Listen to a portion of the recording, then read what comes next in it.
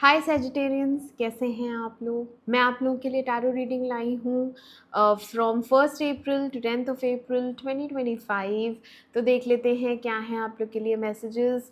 और ये एक जनरल रीडिंग है तो ये सबके साथ रेजोनेट नहीं करेगी।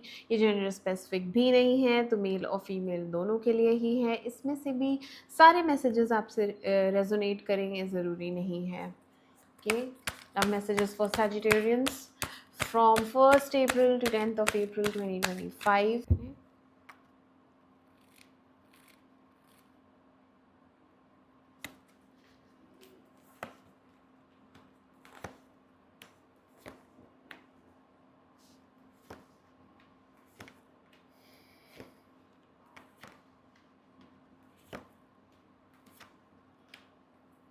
ओके सैजिटेरियंस, तो आपकी रीडिंग स्टार्ट करते हैं। यहाँ पे आप बहुत ज़्यादा पैशनेट हो रहे हैं अपनी एम्प्रेस के लिए। इससे अभी बातचीत नहीं हो रही है, इससे अभी नो कांटेक्ट सिचुएशन है।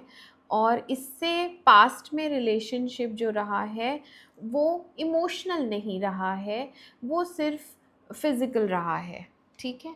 और अभी आप बहुत ज़्यादा फिर से फिज़िकली अट्रैक्टेड फील कर रहे हैं इसकी तरफ, और फिर से इसे कॉल करना चाहते हैं, क्योंकि आपके मन में आ रहा है कि अब मुझे इससे बात करनी ही है। और आपने किसी से डिस्कस भी किया है कि क्या करें, ये एंडिंग तो हो चुकी है। ये एक लॉन्ग टर्म रिलेशन था जो टूट गया, क्योंकि यहाँ पे कमिटमेंट इश्यूज़ थे, क्योंकि आपने ही उसको कमिटमेंट नहीं दिया कभी भी। इमोशनल सेटिस्फैक्शन नहीं था इस रिलेशनशिप में, नीड बेस्ड रिलेशनशिप था। बट आप दोनों फिज़िकली ऑब्सेस्ड हैं, एक दूसरे के लिए बहुत ज़्यादा फिज़िकल अट्रैक्शन है। और इसने आपको प्रपोज़ किया है, इसने पास्ट में आपको बोला है कि मैं तुमसे प्यार करती हूँ या करता हूँ और मैं तुमसे शादी करना चाहता हूँ, तो आपने मना कर दिया। अभी आपको उस चीज़ का रिग्रेट है और बहुत ज़्यादा बोझ है, एंड आप नज़र नहीं मिला सकते उससे। इतने ज़्यादा शर्मिंदा हो रहे हैं, इतना ज़्यादा रिग्रेट कर रहे हैं, फील कर रहे हैं, क्योंकि आपके अंदर ट्रांसफॉर्मेशन हो गया है।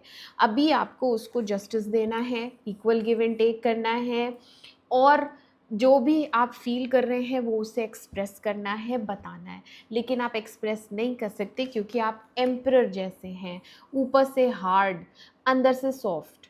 तो ये इंसान कभी भी इमोशनल साइड अपनी नहीं दिखाता है, क्योंकि इसको लगता है ये वल्नरेबल दिखेगा।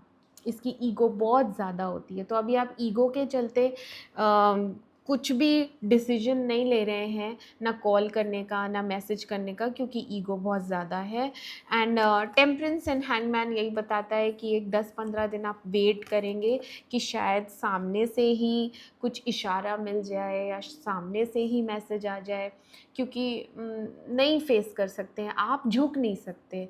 आपकी प्रॉब्लम है, आपको पता है आप प्यार करते हैं, आपको पता है आपसे गलती हुई है, आपको ये भी पता है आपको कमिटमेंट देना है, आपको बात करनी है, आपको सब कुछ बताना है, लेकिन बोल ही नहीं पाएंगे, कर ही नहीं पाएंगे, क्योंकि नेचर वैसा नहीं है, स्वभाव वैसा नहीं है। बहुत ज़्यादा ओवर थिंकिंग चल रही है, और कभी पॉजिटिव हो जाते हैं, कभी नेगेटिव हो जाते हैं, बहुत ज़्यादा पेसिमिस्ट हो जाते हैं।